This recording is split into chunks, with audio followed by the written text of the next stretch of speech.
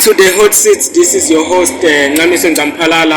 Today I've got two guests, a business person who is also a business motivator, Lwazi Shongwe, and I've former People's Front Secretary General. I've Bheki next to me. Utakasitshele ukuthi yashona phi People's Front. Siyanivusela majani njani ehlelwe. Hayi siyavusela kakhulu babukela emakhaya. Nami ngiyavusela ababukeli. No, siyabonga gentlemen lokuthi nidelana sisaqala abantu labaningi bakhona ukuthi bede batasupporta elihlelwe. Maybe nje before siqale I had a very hectic weekend. Uyathi kuyona Lwazi sike saba sobabili ngeweekend. How was your weekend? It was fantastic. Fine. Yeah, siphuzile sajabula kwaba mnandi. Yeah.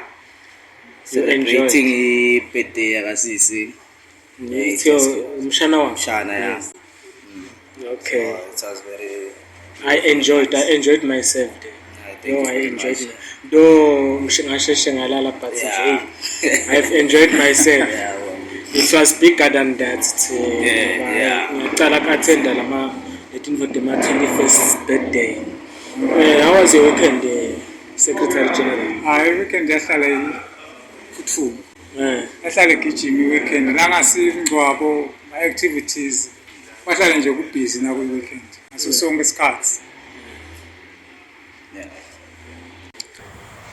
Oh, siyeva ukuthi my weekend ishothe bekamnandi kakhulu. Ngiyathi ke ma comrades ahlala busy nge weekend. Uthola ukuthi noma ungakho busy ngetinto leti comrade relationship related, but uthola ukuthi ubusy ngetinto takho nje ngoba uthola isikhathi sokuthi wento into takho let personal. I come from the same background. I know how it takes. Yeah, angithi before you become a comrade, you are a Swazi. So le tinto temaswati siyabika emphakathini nesemndenini yasidinga nasemangweni siyadingeka. So it's not like sewuhlalela estradini. Kodwa ke at the end of the day uzafuna uzabalaza uthi uzabalazela inkululeko ngala uphinde uzabalazele sona sizo. Hey, usho iphindze indzaba yesisu ngoba noma ungazabalaza kanjani isisu awusikweleti. Asisu wasikweleta. Asikweleta sisu noma ungaya. Sisuka khona la bodwa uthe usokola kakhulu lamzabalaza. Ngabo kusokola kakhulu lamzabalaza. Kuba ngile setup uthi phela government vele ngeke ube against yena bese isipuni kwathi umfundisi lesipuni sichitha ndzawonye ngeke bese lesipuni sichitha ngakuwe. So naye government kufuna bese uyakuswinya. So uyabanswinya ke vele government nasemasontweni uyayeve athi kulabafundisi la ngathi akabeva kahle athi kulabazalwane la ngathi bathole emathenda batava mangawatholi. Kulapho kuphela na awungitshele kula Swatini kuphela lenkinga ngoba ngengibone mani mina wazi once you declare yourself the enemy of the establishments vele everywhere in Africa. Ngibone lokuthi hey kuba everywhere kodwa ke kulama emavi ayokhanza ukuthi lama opportunities esurvive outside government. Acisha khona. So la kithi uhulumende is the main source of livelihood isikhathi esiningi. So ungansunywa nguye. Sengikhona manje maswathi sekaqale ukuvula emehlo ukuthi aqale amabhizinisi latawukwathi ukuthi aphinze abe international. Ukuthi nangaba ngisunya government uve ukuthi lo muntu uya operate unalamanye ama branches outside the country uyakhona kuphila ngaleyo ndlela. Because lenvo lena it goes to a point lapho khona ubona ukuthi okay la Swatini vele go isetup yakhona kanjani. But when you go to other countries, do you think ukuthi lesibhekana nako mhlambe la Swatini akukho kulawo mavela? Azangibekise ngase South Africa lapho khona cishe liningi lemaswati like la spenda isikhathi khona. Uyakhanza ukuthi nakhona lo hulumende lokhona isikhathi esiningi uyanikete labo somabhizinisi laba sympathizer naye noma laba seside lakhe. So it's always the case. Yeah, I think it's always the case. But also usese lapho nje I think asikaze manje sidefine i-democracy in a Swazi way. Do you think siyakhona nokudefine i-democracy ngendlela? It's like a dictatorship, yabo. Mina nje, if you come and say Gaddafi was a dictator, ngitabuta ukuthi usho ngathi beka i-dictator eveli lakhe, yabona ukuthi kuleli vela kulo mhlambe you need to you have your own terms ukuthi yini dictator, yini democracy. Do you think it's nela Africa ngathi thine simunya kakhulu okuqhamuka ngale ngaphandle bongilandi bo USA sike sayidefine ni democracy in a Swazi way or African way? Ngicabanga ukuthi ngeke nawo lokho lokusifakela hlethi nje la sesikhona khona lokuthi yonke into sifuna i-democracy. Angicabanga ukuthi kuneSwazi way ne-Western way ne-Asian way. Nethi lokufuna bese kuyenteka kuba ukuthi bese ke soyabuka ukuthi la kangwane ngoba ingaba khona i-democracy ngiyabekisa ngakhona lapho makhelwane. There are about over 12 tribes lapho. So lokusho ukuthi le democracy yabo iphinze kube nabo tribal discrimination labangaba khona. But bakhona kuthola lokhunjanisa i-common ground based on those tribes. It's nela Swati we don't have tribes. Ngitotala kuwe nalwazi kule side le business lokuthi lenvo lena inlimata kanjani lenvo ukuthi singemaswati sonke but kune confusion among emaswati lengimele ngabe akhona ukuthi asitana lekelelana akhona ukuthi athengiselane aphinza athengelane odva. Lana ngayibeka kanje ukuthi mina njenge business ngiyithengisa inyama at the same time ngiphinze ngithengise ama hot dog lesitolo sakami. Before usesengekho lo msindo engimaka 1000 rand 1002 2300 ngelanga. Namhlanje akusakhona kwakha lokho sengikhona kwakha ngo300 no200 ngelanga. Yehlile le mali kakhulu ukuthi sesi-affecteka kangalendlela lo msindo nalokushisa lokukhona la veni nokulwa lokukhona la veni kusi-affecte ngalendlela yokuthi asisakhoni vele nathi kuphila ukuthi thina lesinema-business asisakhoni kuphila ngoba noma ungathi uyofuna umsebenzi kuphi umsebenzi naye lo msebenzi akabhadali phela noma ungaya kuye batokutshela ukuthi ngenyanga utohola i-1.5 ubuswethe for 30 days yabo awu-deserve nale 1.5. So kusilimete kakhulu la kumabhizinisi nokulwa kalakhana lokushisa lokukhona lengingakusho nje ukuthi hey lokushisa lokhu kakhulu nalokunyuka kwale mo petrol nalama price kuyas-affecta vele kakhulu la kumabhizinisi. Yini i-solution lenicabanga ukuthi ingasita nje kule simo lesibhekana naso ngoba amabhizinisi affectekile kakhulu nawubuka nje ukuthi lamanye ashiselwe lamanye kwenteni kunyuke bo petrol ngendzaba letincushunushu letikhona mhlambe kulamanye amave futhi bo Russia siyathi Russia uproduce oil kakhulu invetinenge sithola ngokuthi tichamuka kubo Russia ema raw materials akhona. So ni boso amabhizinisi nje abancane yini ngicabanga ukuthi ngaba yi-solution noma isisombululo esitawuthatha isikhathi lesidze vele and lesitawufaka phakathi accommodate everyone. Lengakucela mina ukuthi asekume lokushisa la veni sesime lokushisa la veni amabhizinisi ebandlu naletinye izinto lesishisayo ekhaya bese sikhulumela tukwe basic salary in terms of ngoba abantu abasakhoni kule mali abayihola abasakhoni ngoba tenyukile izinto yabo uthi ungumntali uhola 1.5 uhola 2000 samele ubuye wondle abantwana ubhadalele abantwana esikolweni satogibela kuleyo mali leyo yabo kude ukhoni vele ya ngoba ngicabanga ukuthi le issue service delivery Bheki ibaluleke kakhulu. Ngicabanga ukuthi lekhoza yonke lento lentakala ko issue service delivery. I think even governments nakenti service delivery akakhona lokubatshela abantu ukuthi osilana sikwentile lokhu manje sesilana lokusaselect sikwente nginaku nakulokulandzelako nginaku nanaku sidineke isikhathi lesingaka ukuthi sikwente. So bagcina ngokukhuluma kuphela bese abasakunikete lesive So ngicabanga ukuthi iyashana lapho ungathini kule ndzaba ye service delivery. Ayisuki ke la ku service delivery lenza. Isuka la ekuthenini hulumende webantu yini vele. Ngoba kube webantu ngaba uya consulta nalabantu uthi hey nyalo hulumende uthatha ama step nasi. Kuhlalwe phasi a consult neparlament manje most of the time uyayithola nje ukuthi hulumende siva ukuthi so wende lokho.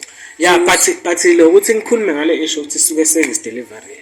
I've got a lot of evidence from countries that are in the Middle East and others. So try to they are rich, they have oil, they have everything, they are rich. They don't talk about politics. They don't have talk about government of the people because the current government is providing everything for them. So lo ukuthi bese ngisisala service delivery kube kuthiwa service delivery yenteka angikholwa ukuthi ngabe kube yenteka kahle bantu bayibona noma mhlawumbe ngenteka kahle bantu bayathi lokuthi hayi hulumende dulana useta kuloko uyabona.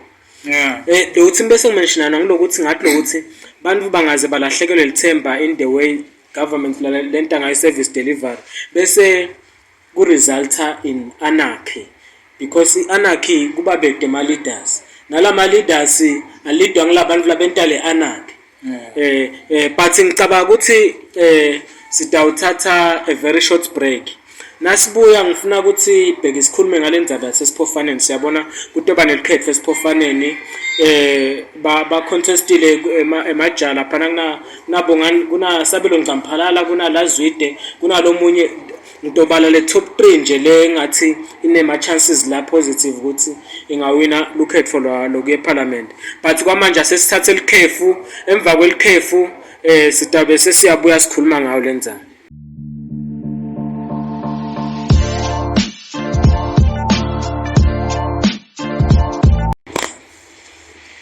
Welcome back to the hot seat. This is your host Ncamiso. Before we go to the break, isithina sibuya sizokhuluma ngale ndzaba lesiphofaneni. Strictly le ndzaba lesiphofaneni. What is happening in Siphofaneni? I don't know how to explain it, but remember issue ya Magauga. Kuthi bathi nababoshwa wa escape. So na escape wahamba ovula lecembu lakhe iSwalima. Yes. So what happened kube nema processes ukuthi bese uyanyulwa le parliament. Remember ubaqede namthandeni basese ngama MPs and they are still getting salaries okuba ngama MPs yabona. So yena ngoba akekho lejele babese bam record absentia le ngoba bamati kuthuki. So base bathi ngcono kube ne replacement yale member of parliament yasesiphofaneni. So what happened? Ubese ulobhisha lokuthi more especially from within Swalima lokuthi kube ngumfati wakhe la dothatha over from me. Uyayibona indvole. So kwa akhola ke lama calls la wakhula. I've seen other political parties saying ukuthi supporter Lazwide Mkhokheli. So there is another member of Swalima athi ngisabe Ncamphalaala. Sabelo Ncamphalaala na bayabonakala nje agcoke ngishot keeper takhona yabona. So what happened they tried ukuthi ba sacrifice ngayo for ukuthi kuwine Lazwide yabona. So manje ephepheni lalamhla kuvele I think lalamhla noma la itolo kuvele ukuthi ushilo ku times ukuthi wathi Gawuzela akangalingenele ake mangalingenele ikhathi so that kutowina bani Lazwide uyabona. So that is what is happening eSiphofaneni manje. They all stand a good chance of winning le likhetho laseSiphofaneni. What can you say about le likhetho laseSiphofaneni? Lengakusho ukuthi it's a tricky situation. Now ubona ukuthi those that believe in Gawuzela it's possible that they might have shifted Lazwide. But on the other hand, eMaswati they are still struggling. Ayazama, but they are still struggling to accept a woman. That's why nabuka elikhethweni bomake abanengi labashaya phasi ilikhetho. So it's possible that even the other member was persuaded by some of the members either ale party noma ale community ukuthi hey we still struggling following a female, so it's a tricky situation ngoba utawukhanza ukuthi labantu bayafuna but bantu basengabelievele kahle in a woman. Do you think ukuthi Lazwide ungena as a result ukuthi mhlambe uyadeserve noma ungena because wa impose lo myeni wakhe? Angathi kulabantu labamkhethile ukuthi babonene bona, because it could be ukuthi bacabanga ukuthi obviously they are sharing the same political ideology nalo myeni wakhe, or they are still trying to revive the legacy yakawuzela. So it could be either way. Yeah, but politics are not sexually transmitted. They are not, kodwa sike sabona kulamanye emave ukhanze ukuthi nawubekisa ngase-America kwase kwaphatha Bush, kwahambe kwaphenze kwaphatha lomnye Bush futhi umntwana wakhe at a later stage. So it could be nase-Libya ngibonile kuna lo mfana waGaddafi le abafuna kumfaka, I don't know. Yeah, kuba khona lokho if lo, because most of the time uyakhanza ukuthi ema-families, ema-politicians vele they live for politics, they become politically minded kangangoba their only dream is to further in politics. So yeah, but I'm worried because I don't know Kawuzela in politics. Ngicale kumbona manje nje kula malokhunjanisa you know ukuthi is a famous person, is an artist, uyabona. Yes. And isikhathi lesiningi bombona kubo Philip yonke lento le Philip emavuso, Philip le dance le stadium le tonke ma crossover ngate lapho wothola ukuthi isikhathi lesiningi sebenzisana na hulumende futhi, uyabona. So I don't believe ukuthi politician. Someone need to convince me. I think the guy is famous. I'm still to be proven wrong. I think the guy is famous, just famous. Elenga kusho ukuthi before ekunethe umfowethu ukuthi la ngwane vele kulukhulu ukuthi umuntu angati marketer noma angati veta politically ukuthi umephi. Yes. Le ndlela le system ithi wonke umuntu even nalama MPs onke nje avela simbambamba seka campaigner lo miyo simbone seka sekhathi. That's why lamanye ma constituents akhala ukuthi MP wabo wabajikela, because what ithengisa as someone else nakafika lapha waguquka. It's not like we are following an ideology, it's a finder. I think there's a lot of opportunism there. Yeah, because lama politics are certain, because even babaqede yabona, I have nothing against baqeda. Ngiyamthanda baqede ngoba ukukhuluma njengoba yabona. But baqede has been supporting the royal family for some time, man. Yeah, listen, Scotty, these people, they didn't see at first, bebangabona. They are supporting this thing. The rest then will not right. But it's about Vulega Konala Mesh. Put your temple to see Danzella in a high nun. Do you think Baqede uvuleke emehlo last year? I don't believe so. No. Let's say sometimes but then wesabe lokhuluma ngoba bebas-oppressa bebasicindezela nangabe and then went as far as donating. Yes. Hambe donate 100 and something thousand. It was very scary. It was almost impossible ukuthi anyone angacabanga ukuthi ashintshele ajikele system. So whatever bosoma business especially, whatever they do they are touring in between the line with hey mangabe le system ikhona, maybe the system isetawa khona, so they support the system as much as they support the change. So naye it could be that as a business person bekufuna abuka ukuthi kufuna ayidlale in such a way ukuthi utawukhona kusurvive manje, and because kuyafusana nangabe asafika like 2021 like sengilwela abantu mina 2020 bonikela 100 and something thousand to Prince Banban Foundation. Yes, because lapho bunetinto yathi lack of knowledge iyole ihambisa imali. But naso wadi iqiniso kahle so acceptile ukuthi yathi lembo lena i wrong and ngiyayisupport. Do you think bebangaphi?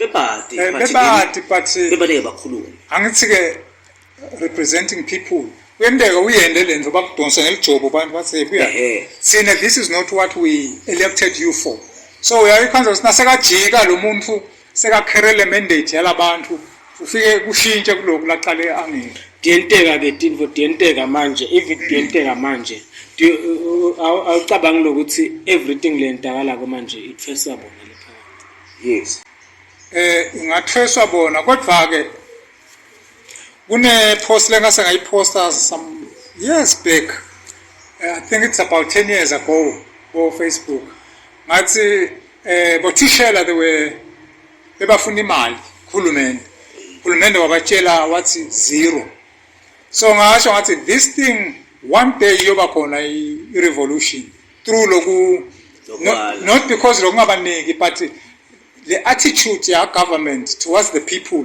it will lead the people to riot one day so 10 years later vele cishe 10 years later siyibonile i-riot lebe singakaze sayicabanga so coming to this issue nakhona it was always coming akusiyo nje info it was hulumende akawa-attend ama-issues hulumende wakangwane u-attenda lengembili there was a time la khona emaswati bekakhala anganetiseki kahle angajabuli kwathiwa sekuvalwe mhihi but yanga-attendwa le issue lebakhalisako lengiyona ibakhalisa lamaswati bekathi nangamba emaswati asukuma kumbe aphithitela enda kutoyitoya kuthiwa kutawukhala makhundu kunga-attendwa le nkinga so le tinkinga taphayilishana up to the point la khona the people could not take it anymore lokhu bekase ekhaya umfana nakatori vele wamthembisa liswati ukuthi utomshaya utomfaka induku wenda njani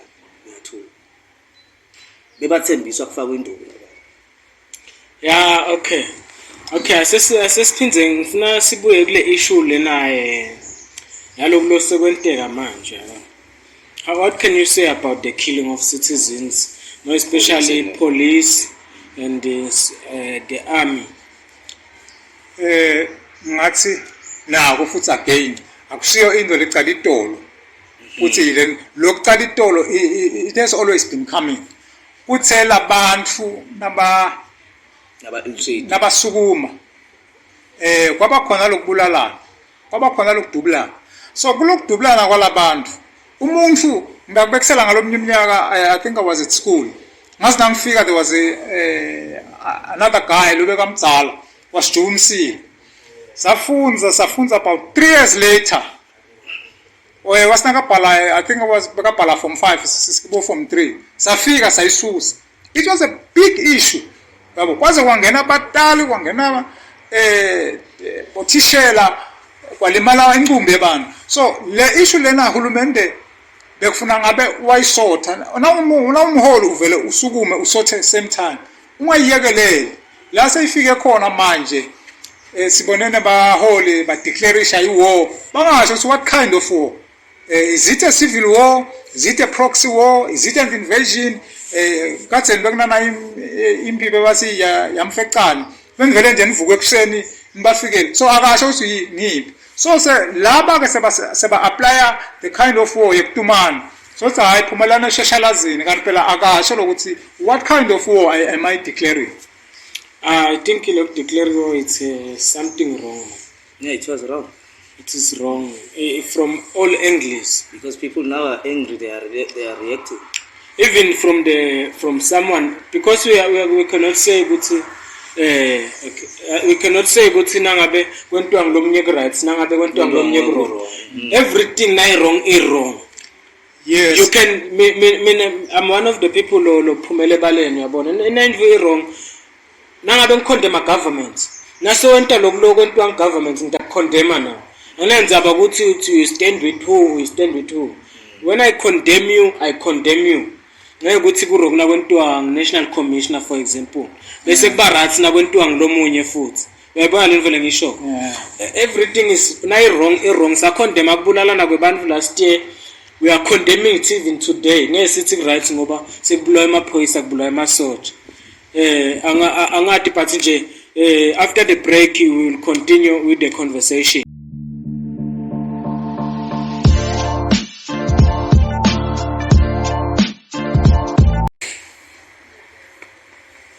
Welcome back to the hot seat. This is still your host, Ncamiso. To remind you, I'm here with a business person, a young business person, Lwazi Shongwe, and former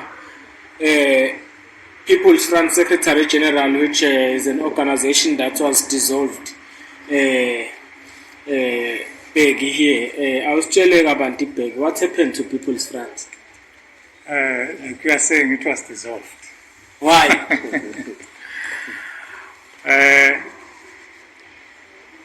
You know, because it goes back to the formation. I would say, formation kanjani. I'd seen among agreements akhona. Like nakhona ku-EFF asathi sinangahamba malema itsini the constitution angachubeka noma ingenda kanjani. So nakahamba the founder he declared dissolved. Yes. Yeah, but you attended the meeting. I was still there. I remember you attended the meeting even after dissolving. What happened there? Because I was saying, okay, these guys, they want to continue. There are some technicalities labakona in politics. Yothola ukuthi sibese so attender from ubuka lokungafanani. So it was then dissolved ukuthi no ngiloyo akathatha indlela abona ukuthi uthola kuphi political homes. Because you in the PPA, because I was in the PPA in the MSF, you guys, we were there with you. Asamba siyago people were always there making contributions, and I was surprised with say dissolved just like that. But anyway, we are not here for that. I was just passing through because emasatlamanya afuna kwati ukuthi kwenzakalani yabo. Yes. So I want us to talk to. I want to come back to the elections because we were speaking about the elections in Spofane. I want to come back to the elections itself. You participated, or you participate in the elections through voting. Yes. So ngesiya vote. I mean, ngaze ngalingena ngisho kungenela. I know it. Now call my for tingundla. I know it with my heart. I know ukuthi kwenzakalani. How can you say about it for tingundla? Exclude leni ngokuthi mhlambe na ufike eParliament bese kwenzakalani. I'm not talking about the system, but the election itself. Because I mean I contested the for what I've seen there the for nang contesta good ucocoko lo bente ngaphandle kobucocoko lo obvious ukuthi uthengela abantu utingi uyabona ubentelelo kwanaloko. But nje on the side of EBC ukuthi mhlambe kunemavote lachama ngesikhaleni ngahlala nje livote amavote ngabona abantu bavota bacedza asuka nemavote sihamba sobala lela sabala khona silalanga sihamba sobala ngadliwa ku second round ngadliwa nga9 amavote free and fair. So ngifuna on your perspective ukuthi ngalama elections ngicobolo lwawo nje are they democratic? The elections itself, not the entire system. I have a different view in the entire system, of course. Yes. But I'm talking about the elections itself. I wouldn't say we are gonna go outside democracy, like you are saying, Utsuena, the people did not know exactly what you represent. Upetend. Babona nje umuntu ngende yabona abantu babona umuntu babona nje mina I ended up ngithi angivotele nangilothutane wangakithi so that mhlawumbe nangabe singalisito. But you do go around telling the people because you have 5 years telling the people what you represent. Remember, you have 5 years, 5 full years before ungenele lelikhetho. Before ungenele lelikhetho, people bakunominate bayati ukuthi bayokwenta lelikhetho. That's your duty as an individual to go there and tell the people attend njengoba ngivela ukuthi buya nasemphakathi yabona. I was happy because you must be everywhere. Now ufuna kwenta lishintsho, you must be everywhere la kunebantu khona. Kuphinda kudependa ukuthi ngiluphi lo shintsho lofuna kulenda. Is it community based? Is it near regional based? Noma is it yeah, but if you want to win elections, you say that's your own thing ukuthi ukhuluma uthini labantu ubathenga uthini ngoba siyabathenga abantu velikhethweni ngema ideas ngaphandle kwalokho bathenga ngetingwa elwazi yabona uthola ukuthi siyabathenga nani nje bosomabhizinisi ngibeka inyama lenhle laphana nasesithenga inyama laphana ayisiyo ngalendlela lengayo but you are marketing yourself yabona you are marketing your product uyayibona into le so my issue mina ngingaka channel S besikhuluma nge-individual participation ngayisupport ngaphindze ngasho lokuthi ingaphila nalama parts futhi yabona le democracy iflow of democracy ayisho ukuthi ma parts idemocracy idefine ngama parts idefine iability ukuthi abantu bakhethe laba labakufunayo yabona so mina individual participation ngayisupportiswa ngiloko lokuthi benta i-example ngaleli khetfeti ngudla ngoba khetfeti ngudla individual based ungena as an individual not as a political parties are bent as you know yabona but ungena as an individual I supported that because ngiyathi lokuthi usuka kuphi that's your duty umsebenzi wakho lotakulandzela but nange abantu basengafundiseki bathengeka nguwe futhi lo ngabafundisi ya angisike khona abantu labasuhungile ngasho kanjalo baba nomlomo mnandi sabagcina that time because they are not reporting they are not bound ukuthi babuye kisi bato report once bangena lapha kwendeka uhulumende akuthathe lana usithembisa imisebenzi ma job opportunities wathembisa abantu lokho nalokho nawufika lana akuthathe uhulumende akufake ka foreign affairs that has got nothing to do with job opportunities nawe bongahle ukuthi lo job opportunities umsuselaphi wathi ngani ukuthi kutawendekani la so ngiko lokho bese kuyasilahla ukuthi we expect ba create ama expectations lena bobangathi ukuthi angabe is it possible in what deliver yeah I think it's political education yabona ukuthi I think ngingakhuluma na channel S lokuthi iBC akawenti umsebenzi kahle na iBC kumele ngabafundzisa abantu ukhetha ukuthi ukhetha umuntu kanjani yabona ngoba mina lokuthi umuntu umthenge I don't believe in it I believe in selling my ideas akasebenzele yabona uthenge lama ideas wena nginothi ukuthi ngithenge wena ukuthi ungivotele yayibona le mfo le ungabe ungathini lapho Lwazi I can angeke ngikhulume kakhulu ngama vote bayi but angitshele nje your stand mhlambe kulokhetho nje le individual participation yabona ukuthi ukhona participate I understand lokuthi mhlambe bantu bavota based on what material or what you give uyabona but ngithi mina iargument yami ithi but wena iduty yakho lokufundisa labantu for 5 years labantu labawinile bale parliament wena sala ungenela labantu la ngemuva uyabona ubatshela ukuthi lokunaloko akusikahle lokunaloko mina ngitakwenta naku noma ngengento enaku ngibatshela abantu iqiniso ukuthi le parliament asikwenti lokunaloko but mina into engitaba ivoice ngoba sometimes ivoice kuphela iyakhuluma yabona ivoice nje kuphela just voice ukuthi bantu bakithi bahlupheke esinyamantulu uyabona ngiyabekisa bantu bakithi bahlupheke emlindlazo yabona into le so it's always like that siwabonile ma MP lamanye kufanele ukuthi abane influence ubone ma lokho njani saba developer lena ngalokuthi bane influence yabona so I wanted that answer lokuthi mhlambe between democratic and undemocratic how are the elections themselves if they are democratic, is the kind of democracy that is not working, because this kind of democracy has proven not to be working for the people. I understand the system. Yes. I'm talking direct about the elections. Direct about strictly on the issue of elections. Because minela ma elections, I know Parliament it was set ma rules. That different from lale nakvote uyayibona le mfole but la lena elikhetfeni bamba if you have seen lokuthi kwentiwa kanjani how can you say about those elections no lema elections wona anginendlela vele kufanele ama-elections abe ngakhona. They are free and fair. Nedi kuba nalama guidelines ke lawa lalanga emuva la ukuthi ungena vele you are forced ukuthi ungene as an individual, ungene under the system. Uyakhanza ukuthi noma ngabe sekunama ideas lamanye la beyond ubese sowuvinjwa.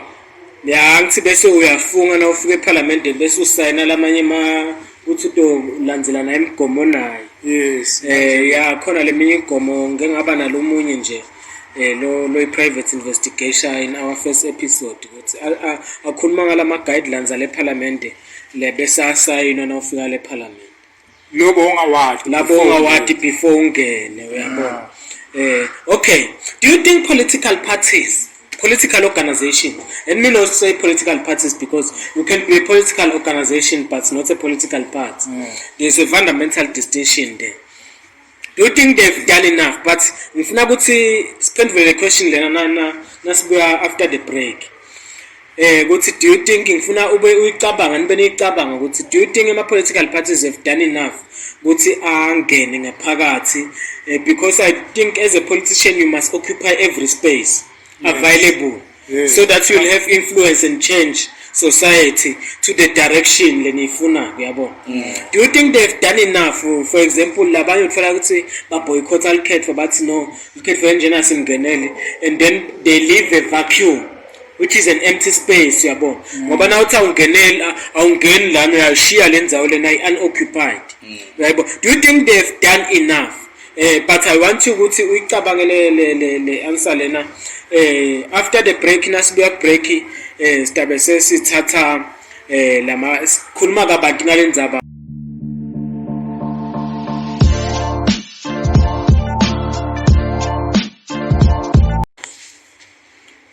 Welcome back to the hot seat. Before we go to the ad break, we were speaking about the activity of political organizations.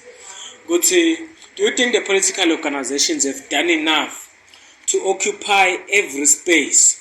Because I understand manje uthola ukuthi it's a matter of life and death. Labanye bathi bavela manje and then they want to achieve everything right now. Ganphela according to my understanding struggle say relay. Uthatha lutho ugijima ufike unikete lo munye agijime le generation, as a result le generation liyaqala ayisiyo le exactly. It's like manje ufuna kwento invent manje vele uyithole khona manje yabona kani you have never occupied the spaces that you need to occupy yabona. Do you think the political organizations are obsessed with power, or do you think they've occupied every space?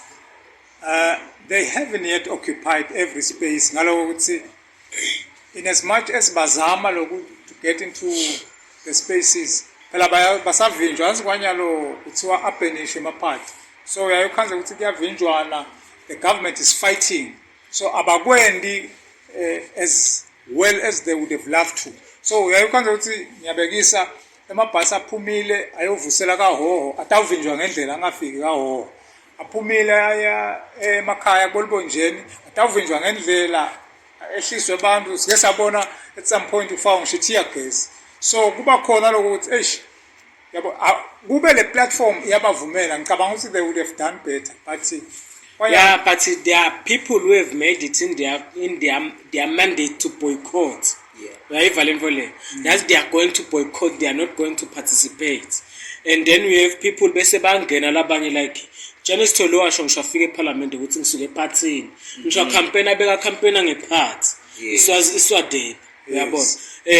Waba nema members ngesikhathi sajane njalo abang3 ma members swadepa labekele ngaphakathi bekane influence that's why yakhona wina tinvoyitile lapha nalapha uyabona. So ngaleso sikhathi labanye bathi Jane is sell out ngoba wangenela ema elections. Jane was trying to occupy the spaces uyabona. La bantu lesingafuni ukuthi occupy mina nje put them ngathi I ikholwe boycotting. SPLM ikholwe boycotting. CPS I don't even want to talk about them uyabona. A lot of them they believe in boycotting. ayibali info le. Yes, kwase kufika iswalimo yathi yona Iswalimo want to go nafika there. obvious iswalimo is a product of elections etinkunzi. Uyayibona info le. Let's be honest. And then boJane they contested wadliwa ngulokhu njani nguma ku 40 sibanzi emanzini not. Uyabona. But mina nje my argument, I don't think ukuthi there are spaces that we have occupied, and I think we have lost it there because as I attend the issue as it is, uyayibona. Se nasikhuluma manje sesithi hayi lona ngumgcilati lona uhulumende wetingundlu njani, but we don't point ourselves ukuthi asiwa occupy lama spaces leswatfola kulo hulumende wetingundlu. Angithi kulo hulumende wetingundla siyathela. Yes. Senta konke sitfola emanti sitfola gas, uyayibona info le. But asifuni ukuparticipate, at least sentele okuncane sentele bani. Why? Kungoti ngaloko ukuthi if you don't participate sisho ukuthi let us be dominated ke. Usho ukuthi kahle you are doing well. Chubekani. Ngoba sisho ukuthi the current status quo, let them dominate. It's fine. Let them have more voice. Let them go and represent us emaveni bafike bathi konke kuhamba kahle eSwatini. Kanti lesikhani manje wabona kuke kwanyalo nje bekhona one of the leaders usive sincaba babemawi Khumalo. Yena nje lokuba khona kwakhe lapha is a threat enough to shake the entire parliament, to shake the entire status quo. Hey, uyabona lo muntu lona kuvela kwakhe akhulume ngale ndzaba le we threat lakithi. So the more people lababa khona, the more difference they can make. I think one of the points la ngavumelani khona na le violence show. I think la ngavumelani khona le violence is as a result of as we occupy my spaces. Yes. Sikholela ukuthi siwa boycott, sithembe ukuthi sidophatha sibha. Uyayibona le ndvo le. That is where ngavumelani khona nesibha manje ukuthi no man. It's not good. It's not good. Yet in the spaces lesivumelela abanye abantu ba occupy sanga occupy. Uyayibona le ndvo le. Kule ma spaces la occupy asikwazi ukuthi sina occupy nangapha kuthiwa lapha tikhundleni lapha la kumele occupy khona bafaka labantu bengozi. Utos occupy njani nje wena kunguwe nje nawo EFF. Ngoba ngeke bakufake lapha occupy letikhona kude lo occupy wena kune buchopho Janwangena iswadepa Janwangena iswadepa was occupy waba a member of parliament because ungena individual noma ngawusuke epartini but ungena individual. Yes. Uyabona, my point is that noma ngabe siphu them yabona, why don't we mobilize ukuthi mhlambe look at for when a majority yabantu labayiphude bangene individual. It's hard. Yabona, it's hard but tsinela abantu abafundisekanga. It goes back to the education, because if ever siphayile letindzawo we got to know the thinking aletendekale ngaphakathi sitokhona kubuye school message. Yes, sikwati ukuthi silwa ngento lesiyadi. Exactly. Sibonile ukuthi yendeka manje we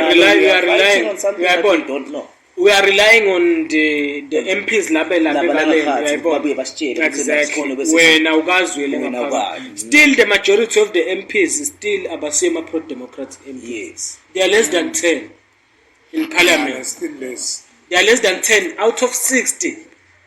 Imagine. That is where bese lenfo ifike ishaya khona. Islimata khona.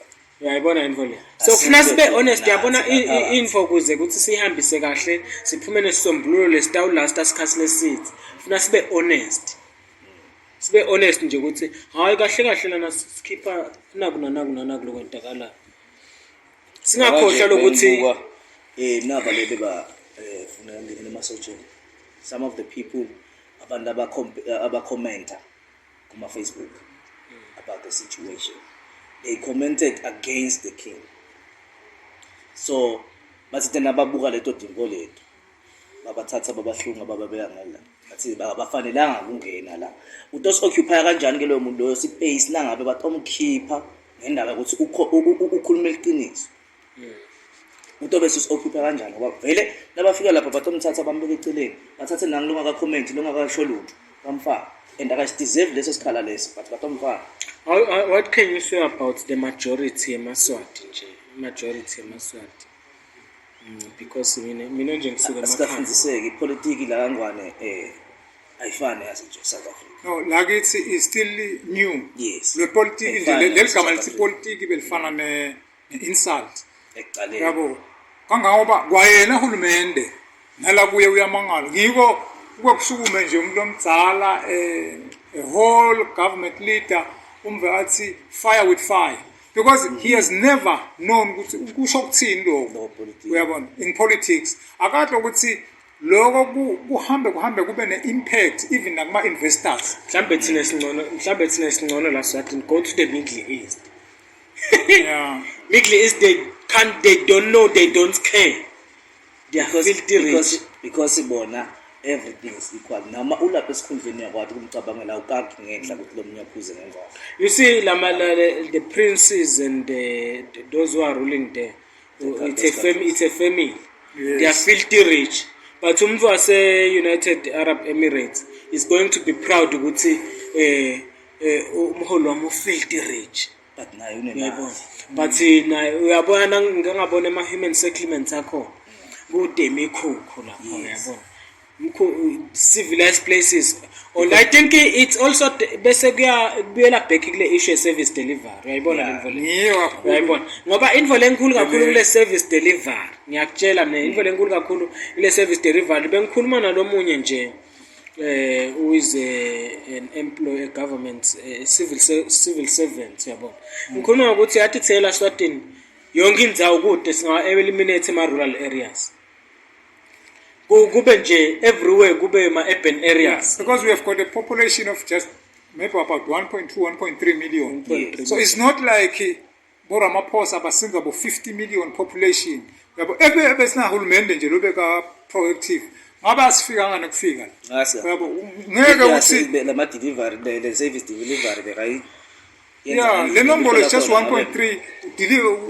Nanoma ngabe that is why namanje mina nje ngwasole emaswati nangabe qasha amasotshe nagijima ofuna isifu. Yeah. They are showing the reality emaswati ukuthi kahle kahle inkinga akusi politiki. Inkinga indlalo uyabona. So even namanje mina ngicabanga ukuthi nangathiwa uhulumende uaddressa le issue leyo ngiyakutshela mina angayiwina phansi lelo khunjanisana. The tricky part ke ngahulumende ukuthi hey manje kuhlupha nje ngoba kangwane la kunahulumende kunengosi. Yebo kunengosi that is the controller hulumende. Sine sichaya hulumende longa na power. Ipower ayikho kuyi.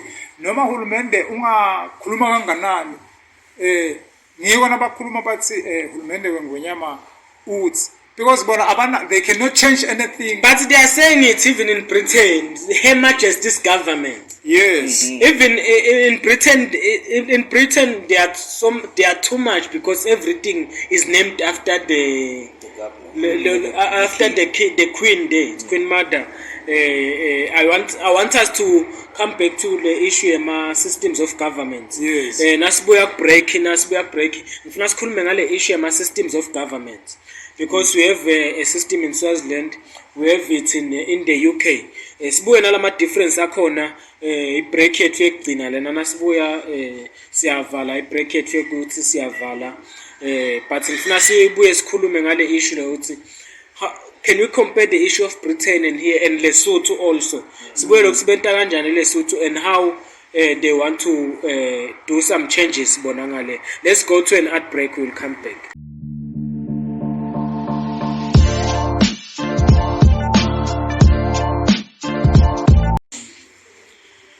Welcome back to the last part of our second episode. This is the hot seat with Ncamiso.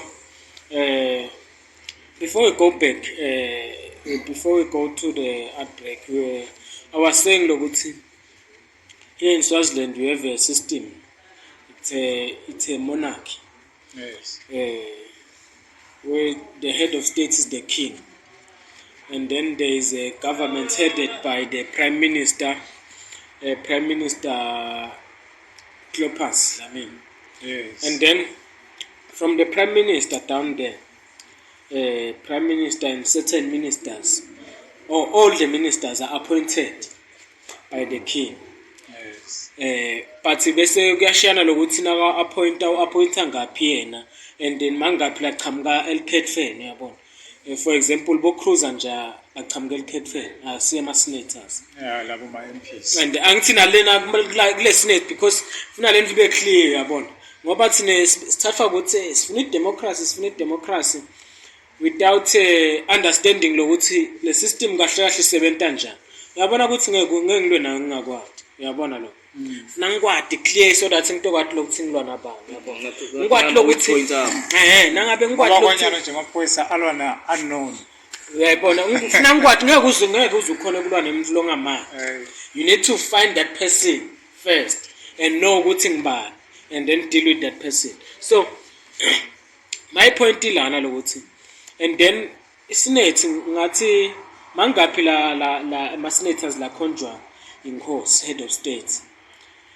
Lamanye mangaphi ngimele aphume eparliament ngoba kunema senate ngimele aphume electwe ma members of parliament. Yes. Uyabona bese kuba khona la qhamuke enkosini every head of state uya apho na ungabuka sokuthi nje unfortunately thina sisebenza ngekingdom yabo. Ramaphosa yatikhethele ma ministers. Khona nje lo wa appointa Patricia de Lille suka kulenye iphathi. You remember waba minister of infrastructure wa trucks involved.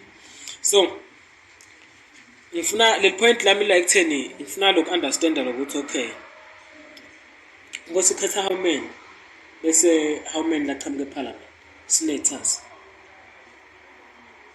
la Swatini. Yes, angithi okay ma MPs ang 60. Yes. Ne ulama MPs kukhethwa 10 ngoba ngema senators. Khethwa 10 ngema senators. 10 akhetha ema senators. I mean 10 akhethwa ngama MPs ema senators. Yes, lang 10 akhethwa ngama MPs. And then the rest akhethwa inkosi head of state. Yes, bese kuba khona lele yabo mage specifically labo mage. Yes. Yes. So ngoba mina angisumuntu lo ejwayele kakhulu le system ukuthi operate kanjani, but nje ngiyathi lokuthi yakho isenate nalelo khunjanisene eEngland ikhona kuthiwa iHouse of Lords. Yes, bese kuba khona bona basebenzisa igama abasebenzisa lesikadzeni kakhulu yabona. Everything involve it's around the kingdom yakhona yabona. So what's the difference between the monarchy of Swaziland and the monarchy of Britain? Yes, Britain ya deliver service delivery le ndilo yakhona eBritain uyabona ukuthi bukhosi bazebona amaphusa lobukhosi is because bayabona lobukhosi nabo ukuthi fair like kuba kwaba khona nayo issue ye Brexit ukuthi baphume yinto le yakhulunywa le ya debatewa akusiko nje ukuthi qhamuka iorder ukuthi manje sesibheka le so cishe yona interactive nalabantu bakhona. Ngifuna ke it's interesting lenza ba ema order bengivele ngifuna kufika kuyo lama order lawo yabona. I've never seen someone who have came with an evidence about the order ema order nje uthi mswatuthi uthekile. But ngihlale ngiva ukuthi kuhlale kune order leqhamuke ebukhosini, but angikaze ngivume umuntu bathi uthe ingwenyama kimi ngihambe ngiyokwentana. Even lama judge hlale ma judges judgments hlale ngiva kuthiwa predetermined, and then I fell for it because at some point lamanye ama cases nami ngiyenqwabo lokuthi kwentakalani ngawo yabona. But kude lo akaqhamuka kwafika kwathi ingwenya kude judge le yaqhamuka nangisipho Nkosi yabona Sipho Nkosi. Naye Sipho Nkosi ubeke phansi yabona it was a bitter feud there, but naye akaza be clear ukuthi wangitshela ukuthi angentena. I remember kune issue Sipho Shongwe yabona. I'm sorry to speak about that. Kune issue Sipho Shongwe yabona. Sipho Shongwe Sipho Nkosi wamgrant bail. I don't know what happened there, but kude lo waqhamuka kwathi kune order le yaqhamuka enkosini waphumela ebaleni What is happening there? Because bese ngiba nolokulahleka ngoba everything comes with someone kumele aqhamuke kasho ukuthi hayi noma ke bese uyahamba yak exile. But ahamba ashilo lokuthi ayivele ikhona iorder lana nayi. Uyabona kuqala noma sesiya ngalokuthi mhlambe ihead of state vele. No. Kuqala nje amaphosa laphana uthola ukuthi bathi ukhiphe ama-order kulamala ngoba head of state. Yeah, it's lento yema order it's unethical. So akusiyo into nje lengathi uyishito. Ufuna nami in a way protected. That's why kuba ne government spokesperson siphike uyabona so that the status quo is protected. Labantu abaku exile they know ukuthi nabangalibhatha la kangwane what will happen. Kodwa ke ngeke kushiwo ukuthi hey nine niboke nibeke la but labo lababuyile one of them wathi comrades lolo wasinaka fika wadonsa athi lethe yena but wadonsa so kuba khona lokuthi le order ingaphuma sekuba kuwe lokuthi uyayidefy noma uyayilandzela. Yeah, but I'm worried ngale order mina. Because everything ngoba you see ukuthi lenye info lephinze isishayeni. Sibabethele evidence enough thina we are failing to collect evidence uyayibona info le. And then lento bese yashaya ngoba okay kune order. Iphi uyabona emiphakathini abese la isebenzela khona emiphakathini. Kunema dispute kangaka into takangwane they are not being written down. Dinvo nje ukuthi hayi mina ngane kwindzawo kwathiwa ngicina lapha. Iphi evidence ukuthi kwathi ugcina lapha? Yeah, but mina ngiyabona ukuthi sometimes siya rely kuma hearsay ngalokuthi si against uyabona nje nang against wena comrade yabona. Nang against wena I will agree with anything la toqhamuka kusho lo against wena ngithi vele uqinisile ngalokuthi against wena. Sometimes sirela kakhulu ku fake news dinvasti analyze kwathini. Sesingayi fake news asesibayekele ama fake news. Asesibuyele kuna issue ya June 29. Yes. Uyabo lapho kwalimala abantu nase Swaziland izimncane. Yabo kugcina kutholakala ukuthi no lona walimala esandleni salo. Ukhanza ukuthi when they are closing in kulo muntu asilo muntu hey mina kwaqhamuka iorder kubaphathi naye lo mphathi nasuthi usalandzelela le order ukhanza ukuthi nayo uyithethe kulaba ngetulu kwakhe lokusho ukuthi igcina vele le order kubona ukhomba lokuthi iqhamuke le bese uvele imagine ukuthi awusho ukuthi iqhamuka le order angeke lo ubuke nje nasimo sana umfana wala kamzekelo wadutshulwa atubuyele esitolo. Yabo bafihla ukuthi isibhamu lesichambe emaphoyiseni kodwa umuntu wabona ukuthi kwaba amaphoyisa labaphelile ngiyamfaka emva kwaloko nakufika ngala nabathi akusise sibhamu semaphoyisa lesadukula lo mfana bayavala bavalela ini la le state ukuthi sakhipha iorder ukuthi sihambe sibuyisele abantu endlini nomthola ngaphansi ufaka ehlala. Okay. Order lebeyiphumile ukuthi vele bakwende lo. What can you say Sestovala nje about the ongoing killings that are happening more especially these days nje? You will remember last year a lot of people were injured and others lost their lives. What can you say about the ongoing killings happening against police, army and other citizens across the country? Mina bengathi le stage lekusesekiswa manje isengalungiseka. Siyathi ukuthi nemaphoyisa nawo it's the first time adibana nento lenje. Kanti emaphoyisa phela sihlobo tethu sihlobo suka lamakhaya endinyalo na uthi uyahlola lapha kubo ma social media. Ulvalibonga ekseni uthi thank you Lord for making it through the night. So yabona ukuthi we are living in a state nabo phela abaholi bawo amaphoyisa siyacela ukuthi bangacathanisi lamaphoyisa nalesive kuhlupha ke ngoba ngala le ngibona ba attack lamaphoyisa kusatiwa ukuthi ma unknown so awathi ukuthi utawubhekisa that is why bese leligama ukuthi sivele attackako ngeke bese ngithanda lokulisebenzisa ngoba we still don't know. I don't believe kuneswati lengahamba lidubula abantu like kanjalo yabona. I still don't believe kuneswati lengenta njalo. So you condemn it? No, we condemn killing ngoba asathi lokuthi one day mangachubeka kanje it can sprout into a full blown civil war ngoba kutawusho ukuthi wonke umuntu manje sekufuna ahlale aphethe kokutivikela and kokutivikela kusho ukuthi anything can happen. Now wakhumbula kahle eRwanda kwenteka like June 29 nethi khona eRwanda kwasa yonke lemgwaqo kugcwele abantu netibhamu bese kungasahambeki wafa more than 1 million webantu, and we don't want to get to that situation. So singathi nje bobabe labangibona bo minister labeletulu government officials besicela lokuthi nabakhuluma they should mind their language, but they should not be quick to declare war noma bo fire. They should know ukuthi we are all related, siyathandzana nabo siyabathandza. Sale sovalelisa sibonge kakhulu kwabukela emakhaya, sinifisele kubukela lokuhle.